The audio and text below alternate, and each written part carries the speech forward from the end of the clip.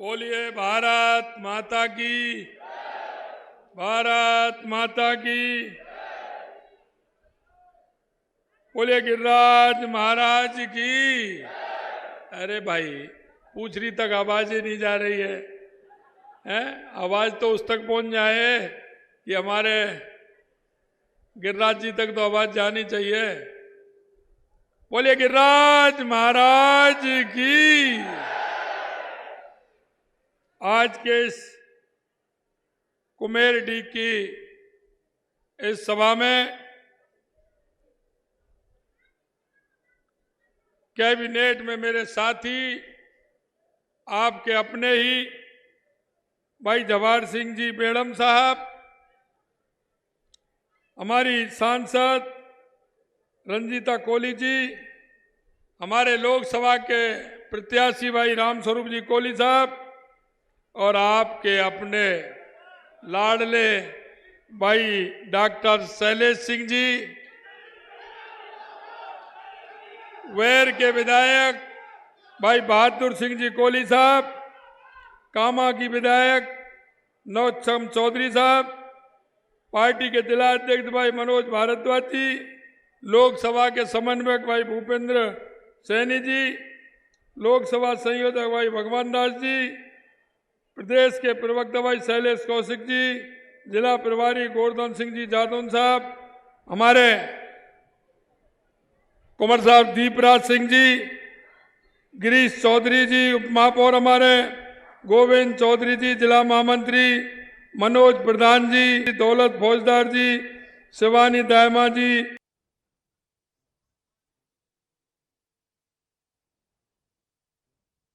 एकता Agarwal zone किए, ऐसे सभी हमारे चेयरमैन साहब, कोऑपरेटिव के चेयरमैन साहब और सभी ऐसे हमारे मंच पर विराजमान नेतागण, मेरे सामने बैठे डी कुमेर की वो सरदारी जो हमेशा लोहा लेने का काम किया है, ऐसे मेरे पूजा योग बुजुर्गों, नौजवान दोस्तों और माता और बहनों, सबसे पहले तो मैं आप सभी को नमन करता हूं, वंदन करता हूं, आप सभी का अभिनंदन करता हूं। मित्रों, मैं आपसे कहना चाहता हूं कि जिस तरह से आपने देखा है 2014 से पहले इस देश की स्थिति कैसी थी, 2014 के बाद देश के यशस्वी प्रधानमंत्री नरेंद्र मोदी जी के आने के बाद, चाहे हमारी गरीब कल्याण की योजनाएं हो, हमारे देश का विकास हो, हमारी सीमाओं की सुरक्षा हो, या हमारा दुनिया में बढ़ता हुआ भारत का मान और सम्मान हो, इसके लिए देश के प्रधानमंत्री मोदी जी ने लगातार काम किया है। हमारे प्रधानमंत्री जी ने 2014 में आते ही कहा था कि मेरी यह सरकार गरीब, किसान, युवा और महिला की सरकार है। यह मेरी सरकार गरीब कल्याण के लिए सरकार है। आपने देखा होगा जिस तरह से लगातार गरीब कल्याण के काम इस देश के अंदर हुए हैं, माता बहनों के लिए जिस तरह से उन्होंने काम किया है, चाहे उज्ज्वला की गैस देने का काम हो, चाहे माता बहनों को सम्मान देने का काम हो, क्योंकि माता बहनें जब शौच के लिए जाती थी, अंधेरे का इंतजार करती थी, सुबह अंधेरे से पहले होकर के आती थी, अगर माता बहनों को सम्मान देने का काम किया तो देश के यशस्वी प्रधानमंत्री नरेंद्र मोदी जी ने किया। मैं आपसे कहना चाहता हूं, देश में आए दिन भ्रष्टाचार होता था, भ्रष्टाचार की दावत लिखी जाती थी, धरती पर भी भ्रष्टाचार होता था, आकाश में भी भ्रष्टाचार होता था, पाताल में भी भ्रष्टाचार होता था, भ्रष्टाचार पर भ्रष्टाचार होता था। देश को ऐसे लगने लगा था कि आखिर इस देश का क्या होगा, लगातार भ्रष्टाचार हो रहा है। आतंकी आते थे, आतंकवाद करके कहीं ना कहीं चले जाते थे। देश सोचता था कि आखिर ये क्या हो रहा है। मैं आपसे कहना चाहता हूं मित्रों, आज तक कोई आतंकवादी आया क्या? किसी आतंकवादी ने पैर रखा क्या? मैं यही कहना चाहता हूं, जब आते थे आतंकी आते थे, कहीं ना कहीं बम फोड़ के चले जाते थे, अरे यहाँ तक कि सेना के सैनिकों का सिर काट करके भी ले जाते थे, सिर काट करके भी ले जाते थे। लेकिन मैं आपसे कहना चाहता हूं, मोदी जी ने कहा भ्रष्टाचार को ना नहीं होने दूंगा, ना खाऊंगा, ना खाने दूंगा। अगर खाया हुआ है तो उसको भी निकलवा लूंगा। क्या भ्रष्टाचारियों के खिलाफ कार्रवाई होनी चाहिए कि नहीं होनी चाहिए?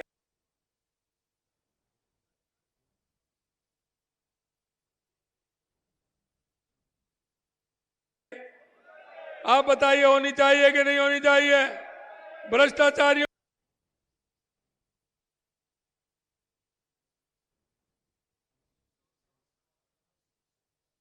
को छोड़ना चाहिए क्या? आप बताइए, छोड़ना चाहिए क्या?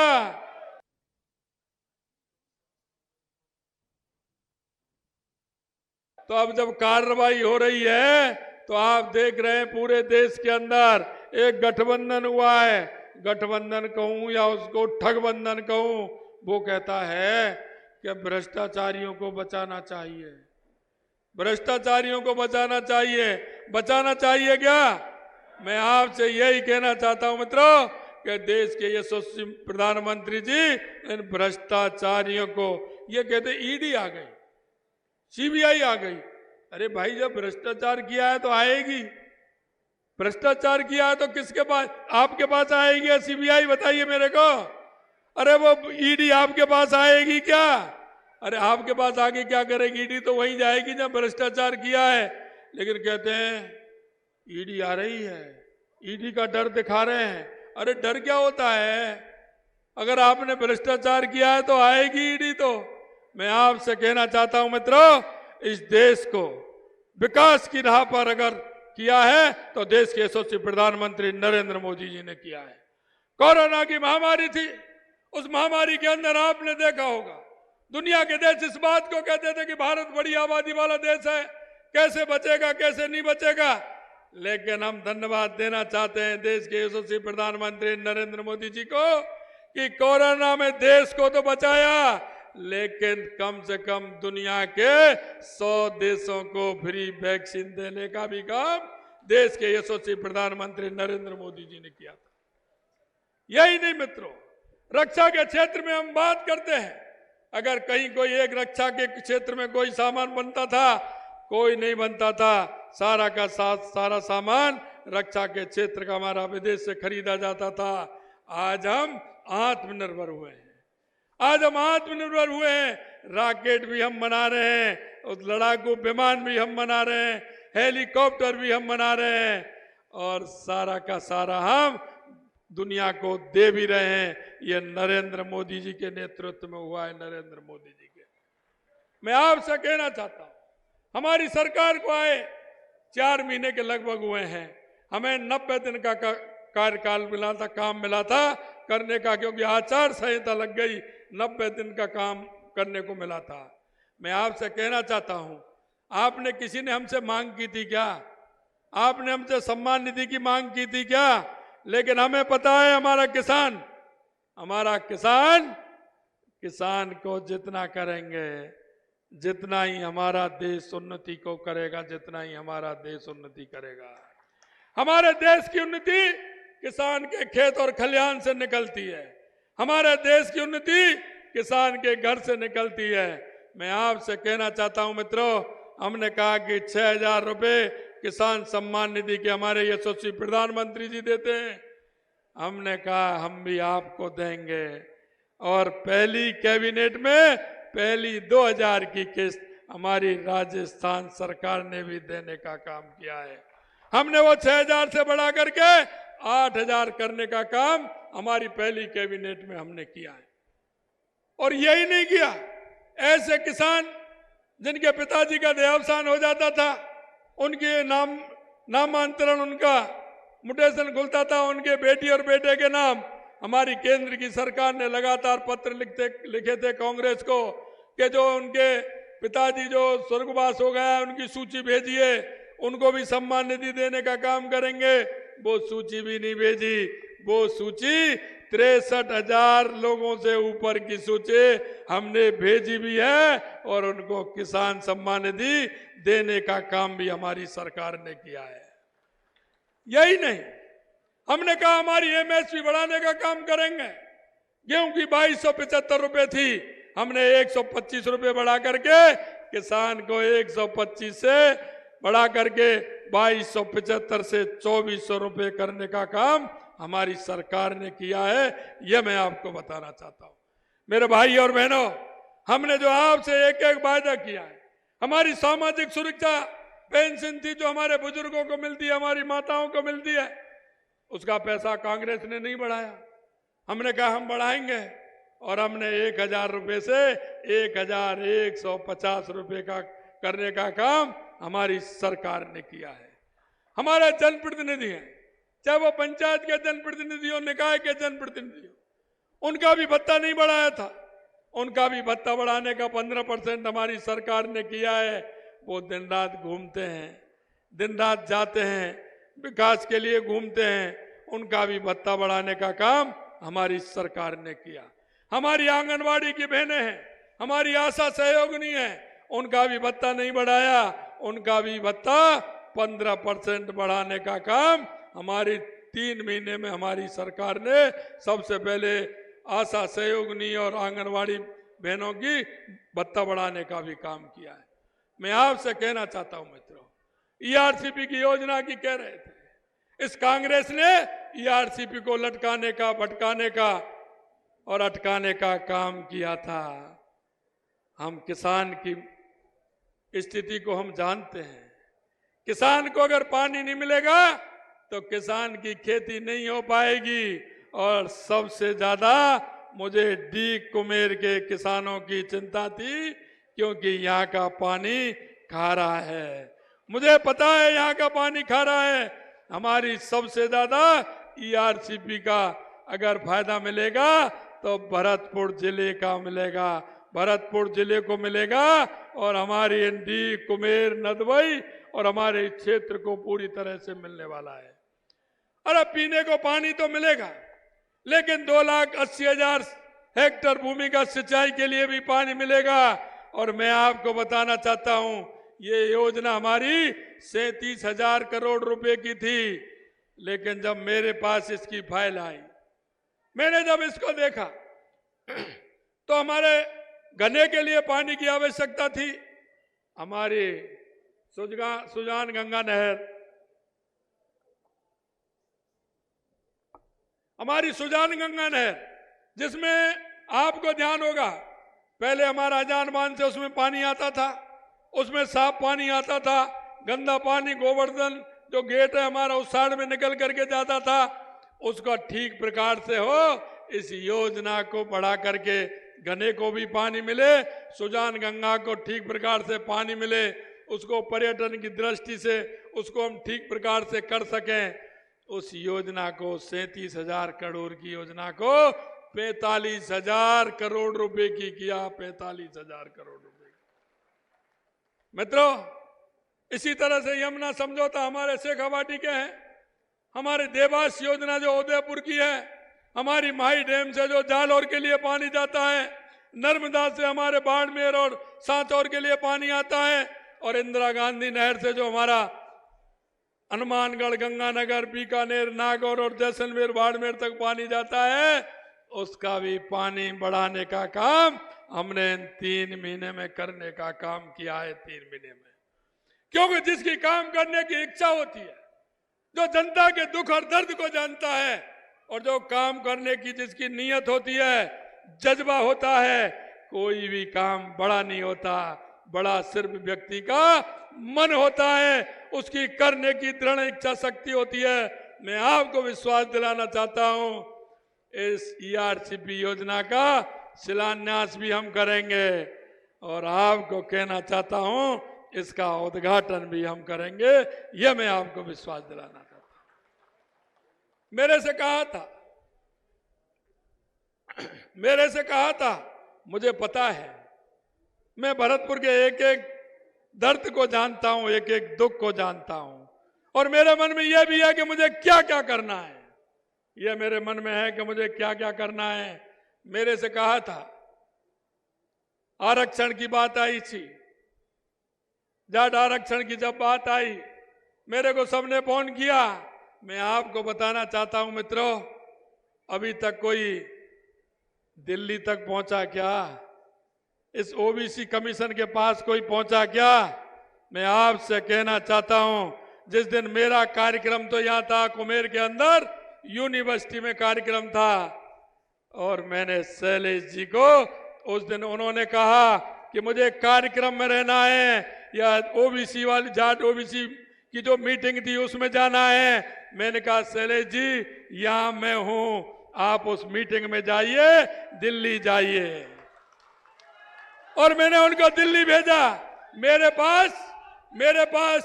मेरे पास सब लोगों के फोन आए, कई लोगों ने मेरे से बात कही। मैंने कहा मैं इसको जानता हूं, मैं इसको जानता हूं, अच्छी तरह से जानता हूं। महाराज साहब का भी विश्वेंद्र सिंह जी का फोन आया। मैंने कहा चिंता मत करिए, डॉक्टर शैलेश जी को मैं कमीशन में भेज रहा हूं। मैंने मेरे 3 मंत्रियों की कमेटी बनाई है, शैलेश सिंह जी को भी उस कमेटी में नियुक्त किया है। यह कमेटी पूरी रिपोर्ट देगी, और मैं आपको विश्वास दिलाना चाहता हूं, उस दिन भी मैंने यही कहा था कि वहां तक पहुंचे हैं, आगे भी पहुंचेंगे, किसी भी कीमत पर हम उसमें जाकर के कमीशन आयोग में अपनी मजबूती से बात रखेंगे। जो हमको फायदा मिलेगा वो मिल करके रहेगा, यह मैं आपको विश्वास दिलाना चाहता हूं। अब लोग राजनीति कर रहे हैं। मैंने कहा भाई राजनीति आप कर रहे हो तो हमने तो पहले ही कमेटी गठित कर दी 3 आदमियों की, और वो कमेटी ने रिपोर्ट भी वहां जाके दे दी। राज्य सरकार ने रिपोर्ट भी वो मंगाई, वो रिपोर्ट भी पॉजिटिव मंगा के हमने ओबीसी कमीशन को दे दी। ओबीसी कमीशन में वीरेंद्र सिंह जी हैं, उन्होंने कहा भाई साहब मैं तो आया हूं, मैं तो 8 दिन बाद आऊंगा। मैंने कहा नहीं, हमारे मंत्री जी आएंगे, आप बीच में आकर के एक आ जाइए और भले ही उसी दिन चले जाइए। हमारी कमेटी आ रही है, आपको सुनिए। उनको वहां से दिल्ली बुलाया, हमारी कमेटी को हमने दिल्ली भेजा, सारी बातें हो गई, आगे बात हो गई पूरी, और पूरी तरह से कमेटी ने जो गई है उसको उन्होंने आश्वस्त किया है। मेरे से पूछा था, मैंने जो कमेटी बनाई उन लोगों को बुला करके कहा कि यह काम होना है, यह भरतपुर धौलपुर का मामला है, इसको करना है, रिपोर्ट देनी है, पॉजिटिव देनी है, वहां जाके भी पॉजिटिव देनी है। सभी लोग गए, उस रिपोर्ट को दे करके आए। अब ये कह रहे था वैसे नहीं। अरे भाई मैं ये कहना चाहता हूं, वहां भी केंद्र में भारतीय जनता पार्टी की सरकार आने वाली है, यहां भी भारतीय जनता पार्टी की सरकार है। अरे रिपोर्ट तो हम भेजने वाले हैं, आप फालतू में यूं क्यों कर रहे हो? आप क्या देने वाले हैं? जब हम कह रहे हैं, हम कह दिया, हमने इतना काम बढ़ा दिया आगे। शैलेश जी को उस कमेटी में रखा है, महाराज साहब का फोन आया, उनसे भी कह दिया। उन्होंने कहा था सीएम साहब बहुत अच्छा किया आपने कि आप सभी को भेज दिया, और कमेटी वहां पहुंच गई, और शैलेश जी उस कमेटी में है, वो कमेटी जा रही है और काम कर रही है। अब आपके बीच में हमारे राम स्वरूप जी कोहली हैं, ये यहाँ से सांसद चुन के जाएंगे, इनको भी वहां पीछे लगाएंगे, ये भी वहां लगाएंगे कि डेली जाओ, कमीशन में जाओ, हमारे आरक्षण को पूरा करवाओ, तो रामस्वरूप जी वहां करेंगे। मैं आपको विश्वास दिलाता हूं मित्रों, और एक बात मैं आपसे और कहना चाहता हूं, आपके प्रतिनिधि के रूप में डॉक्टर शैलेश जी हैं। मैं आपसे कहना चाहता हूं, आप मांगते मांगते थक जाओगे, आप मांगते मांगते थक जाओगे, हम देते देते नहीं थकेंगे, यह मैं आपसे कहना चाहता हूं।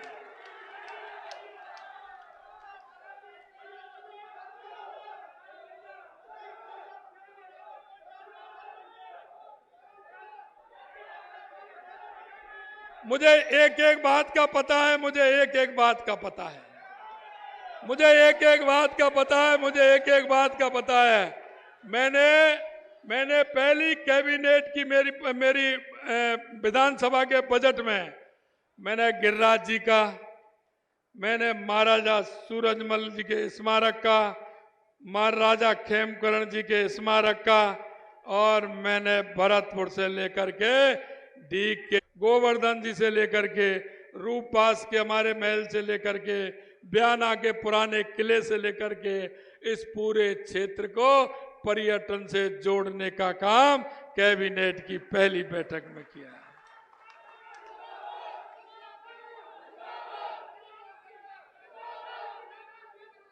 मैं आपको यही विश्वास दिलाना चाहता हूं मित्रों, आपको मैं यही विश्वास दिलाना चाहता हूं, मेरे से ज्यादा इस भरतपुर जिले को कोई नहीं जान सकता, और मेरे से ज्यादा एक एक आपकी बात क्या है, क्या आपका मन चाह रहा है।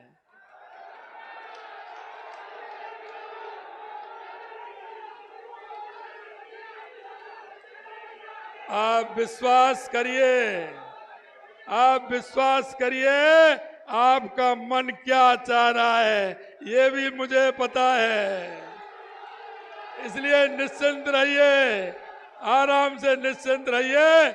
और आपके प्रत्याशी भाई राम स्वरूप जी कोली हमारे लोकसभा के प्रत्याशी हैं। आपने 14 में भी भारी वोटों से जिताने का काम किया, आपने 19 में भी जिताने का काम किया, लेकिन इस बार भी मुझे पता है आप जिताओगे। लेकिन एक बात कहना चाहता हूं, अब की बार मार्जिन बड़ा होगा, मार्जिन बड़ा होगा। मुझे एक एक गांव का मालूम पड़ जाएगा, मुझे एक एक का मालूम पड़ जाएगा। इसलिए मैं कहना चाहता हूं, मैं सभी को जानता हूं, सभी के चेहरों को जानता हूं, सभी के नाम में ले सकता हूं, लेकिन मैं यही कहना चाहता हूं कि अब की बार मार्जिन बड़ा होगा और राम स्वरूप कोली को ज्यादा से ज्यादा वोटों से जिताना। शैली जी ने कहा है कि 5 लाख से अधिक वोटों से जिताना है, 5 लाख से। मैं आपसे यही कहना चाहता हूं मेरे भाई और बहनों, 5 लाख वोटों से ज्यादा जिताओगे ना, हर बूथ पर कमल खिलाओगे ना, तो पूरे हाथ खड़े करिए ऊपर। अरे पंजा मत दिखाइए, इसने तो गंजा कर दिया देश को। मुट्ठी बांधिए हनुमान जी की और बोलिए भारत माता की, भारत माता की, भारत माता की। बोल गिरिराज महाराज की, गिरिराज महाराज की।